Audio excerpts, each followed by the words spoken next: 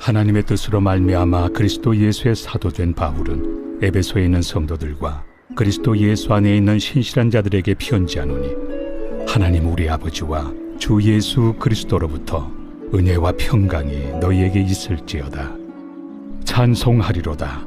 하나님 곧 우리 주 예수 그리스도의 아버지께서 그리스도 안에서 하늘에 속한 모든 신령한 복을 우리에게 주시되, 곧 창세전에 그리스도 안에서 우리를 택하사 우리로 사랑 안에서 그 앞에 거룩하고 흠이 없게 하시려고 그 기쁘신 뜻대로 우리를 예정하사 예수 그리스도로 말미암아 자기 아들들이 되게 하셨으니, 이는 그가 사랑하시는 자 안에서 우리에게 거저 주시는 바 그의 은혜의 영광을 찬송하게 하려는 것이라. 우리는 그리스도 안에서 그의 은혜의 풍성함을 따라 그의 피로 말미암아 속량 곧 죄 사함을 받았느니라. 이는 그가 모든 지혜와 총명을 우리에게 넘치게 하사 그 뜻의 비밀을 우리에게 알리신 것이요, 그의 기뻐하심을 따라 그리스도 안에서 때가 찬 경륜을 위하여 예정하신 것이니, 하늘에 있는 것이나 땅에 있는 것이 다 그리스도 안에서 통일되게 하려 하심이라. 모든 일을 그의 뜻의 결정대로 일하시는 이의 계획을 따라 우리가 예정을 입어 그 안에서 기업이 되었으니, 이는 우리가 그리스도 안에서 전부터 바라던 그의 영광의 찬송이 되게 하려 하심이라. 그 안에서 너희도 진리의 말씀 곧 너희의 구원의 복음을 듣고 그 안에서 또한 믿어 약속의 성령으로 인치심을 받았으니, 이는 우리 기업의 보증이 되사 그 얻으신 것을 속량하시고 그의 영광을 찬송하게 하려 하심이라.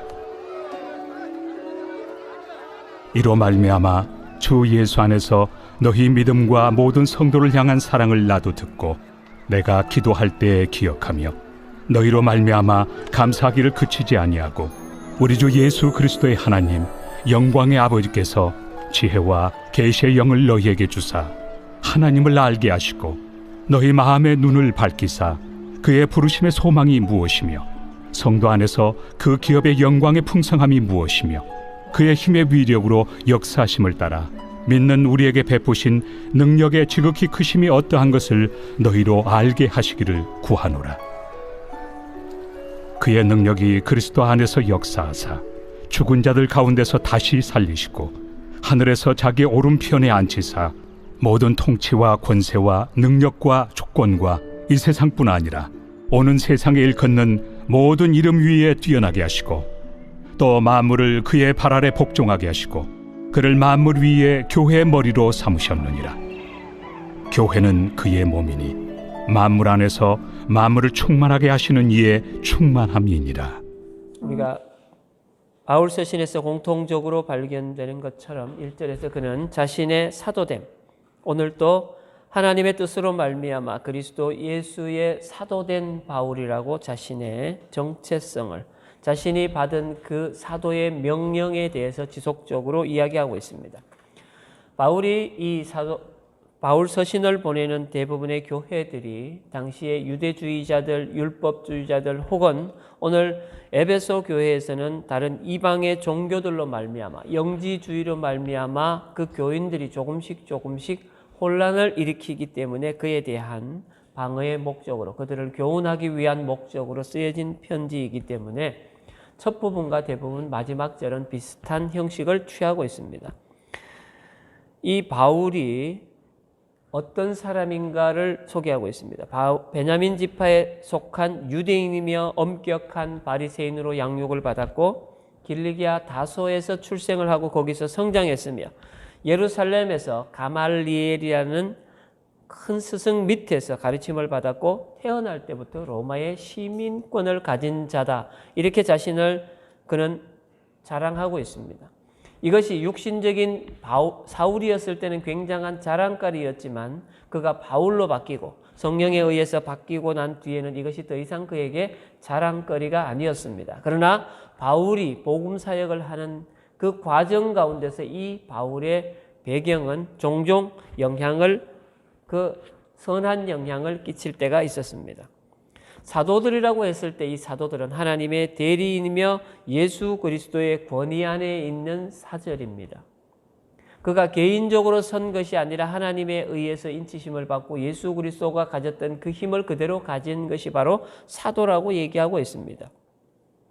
그는 늘 하는 것처럼 사도행전 9장에서 그가 고백합니다. 내 이름을 이방인과 임금들과 이스라엘 자손 앞에서 전하기 위하여 택한 나의 그릇이다라고 하나님께서 위임하신 그 사도권을 지속적으로 가지고 있습니다. 바울이 갈라디아서에서 할례나 모할례가 아무것도 아니라되 오직 새로 지으심을 받은 자뿐이다라고 선포한 것도 그와 일맥상통합니다. 여러분, 복음 사역은 누구든지 그리스도 안에 있으면 새로운 피조물이다라는 것처럼 바울은 새로운 피조물로 너희들에게 있어야 한다라는 겁니다. 지나간 것은 아무것도 아니고 새 것이 되었다라는 겁니다. 복음으로 말미암아 너희들이 복음을 거치면서 새 것이 되었다라고 말하고 있습니다. 우리가 우리가 옷을 입고 더러워지면 어디에 넣습니까? 세탁기에 넣고 세탁의 과정을 거치고 건조의 과정을 거치면 새 옷처럼 깨끗해지는 것처럼 마찬가지입니다. 복음이라는 것은 이전에 더럽고 추하던 우리의 모습을 이 복음이라는 과정을 통해서 거쳐서 드러났을 때는 새로운 피조물, 새 것이 되는 것입니다. 이것이 바로 복음의 능력입니다. 이렇게 복음에 의해서 부르심을 받은 자, 새로운 존재로 부르심을 받은 자를 교회 안에 우리들을 이렇게 부르셨습니다. 그래서 이 수신자들, 에베소 교회에 있는 수신자들을 이 사도 바울은 부르면서 성도들과 신실한 자들, 이렇게 두 가지로 부르고 있습니다. 성도들은 누구고 신실한 자들은 누구냐? 바로 유대 그리스도인들, 나면서부터 유대인이면서 예수님을 믿는 자, 율법을 따르는 자가 아니라 온전한 복음을 따르는 자를 성도들이라고 지칭을 하고, 신실한 자들은 이방인 그리스도인, 할례를 받지를 않았지만 예수 그리스도를 믿는 자들을 신실한 자들이라고 1절에서 칭하고 있습니다. 예수 그리스도 안에라는 것은 사도 바울이 복음을 전하면서 말하면서 굉장히 중요한 것입니다. 예수 그리스도 안에라는 것. 새로운 성도들이 참여하고 있고 예수 그리스도 안에 있는 것. 이 말은 뒤집어 놓으면 내 안에 예수 그리스도께서 계신다라는 말과 똑같은 말입니다.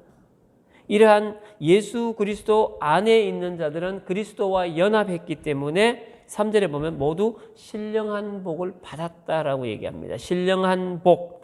이건 신령한 복은 3절에서 얘기했는데 그 뒤로 계속 나옵니다. 창세전에 우리들을 선택하셨다라는 얘기가 4절부터 6절에 나오고요.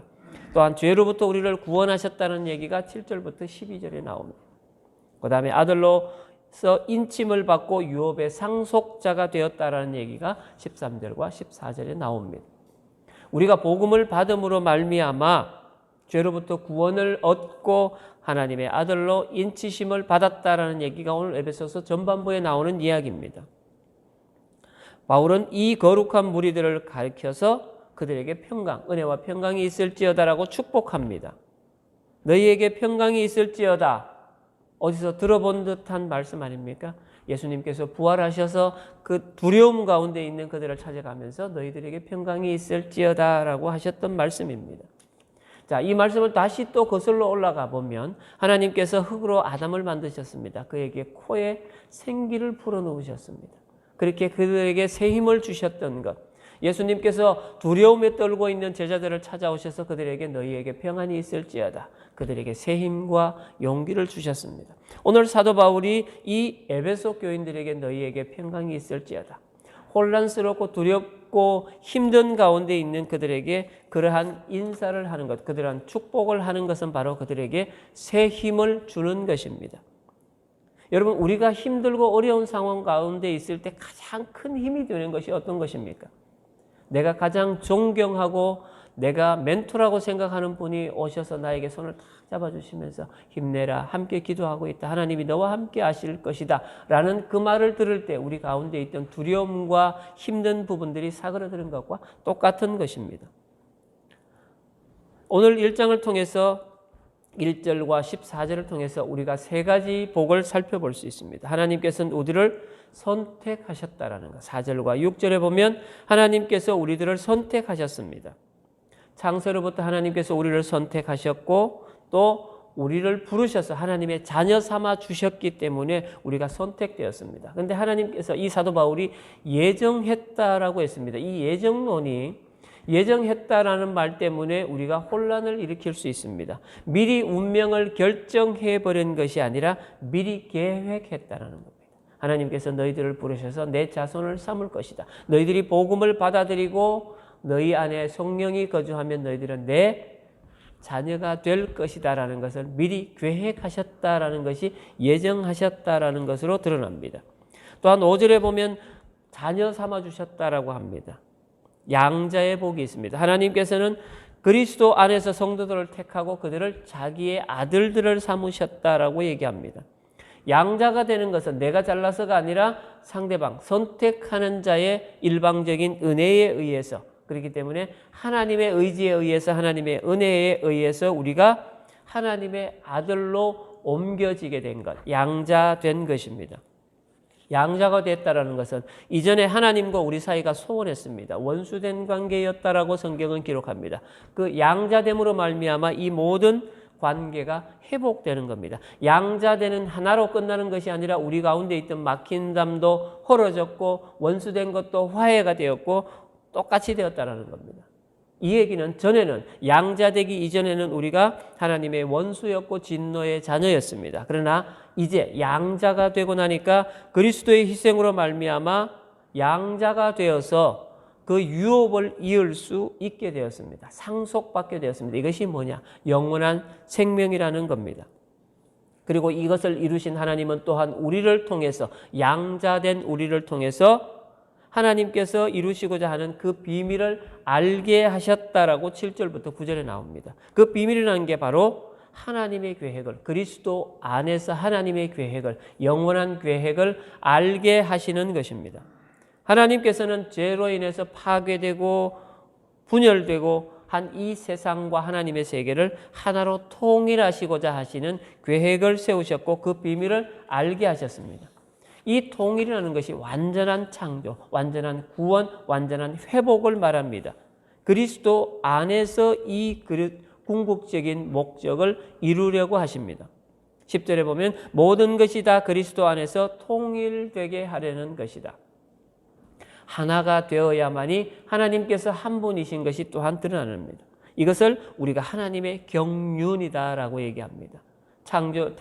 태초에 하나님께서 천지를 창조하신 목적이 그들로부터 영광과 존귀를 받기 위함, 그들과 함께 하시기 위함인데 죄가 들어오면서 그 계획이 깨어졌습니다. 그래서 다시 그것을 이루시고자 하는 것이 하나님의 경륜인데 그 계획은 우리가 그리스도 안에서 성령에 의해서만 우리가 깨달을 수 있고 이룰 수 있다는 것입니다.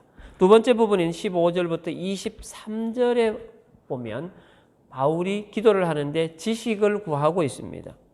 하나님의 구원 계획을 열심히 앞부분에서 설명을 했습니다. 그런데 이것을 깨닫지 못하면 이것과 함께 할 수 없다라는 겁니다. 이것을 함께 해야만 그들이 동참할 수 있고 우리가 하나 되어 그 통일을 이루어 갈 수 있다라는 뜻에서 하나님께, 이 사도 바울은 하나님께 에베소 교인들이 그러한 하나님의 뜻을 깨달을 수 있도록 그 지식을 주시고 그 은혜를 달라고 기도하고 있는 것입니다. 하나님께서 이 바울을 통해서 하나님의 관한 지식을 밝힐 수 있도록 성령께서 조명해 주시기를 기도하고 있는 것. 이것이 바로 우리들이 가지고 있는 것. 하나님의 뜻은 우리가 가지고 있는 지식의 눈, 이성의 눈으로 해결할 수 있는 것이 아니라 영적인 것, 하나님의 뜻에 의해서만 우리가 그것을 볼 수 있고 깨달을 수 있다라는 의미로 불가시적, 우리 눈에는 보여지지 않는 사건과 일이라고 표현을 하고 있습니다.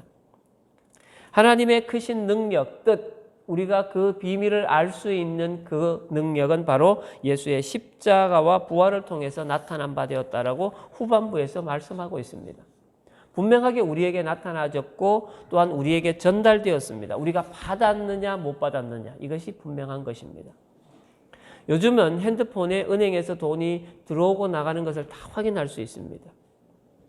그래서 우리가 누군가에게 송금을 할 때 내가 송금했습니다. 전화하지 않아도 상대방 문자에 금방 뜹니다. 누구로부터 얼마 입금이 되었습니다. 수신과 발신이 가능하다는 겁니다. 하나님께서 우리들에게 주신 말씀이 우리들에게 도착을 했는지 깨달았는지 알 수 있는 것은 바로 성령에 의해서 이루어진다는 겁니다. 하나님께서 구원 계획을 성취하시기 위해서 예수 그리스도를 죽은 자 가운데서 다시 살리셨고 하늘에 올리셔서 존귀한 자리에 앉게 하셨습니다.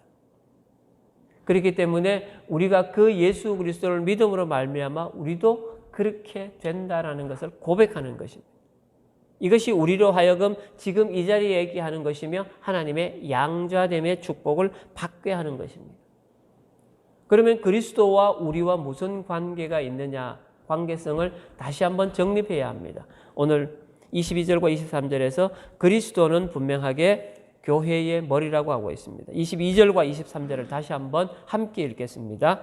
또 만물을 그의 발 아래에 복종하게 하시고 그를 만물 위에 교회의 머리로 삼으셨느니라.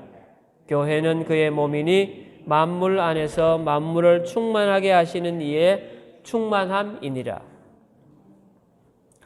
사도 바울의 이게 결론입니다.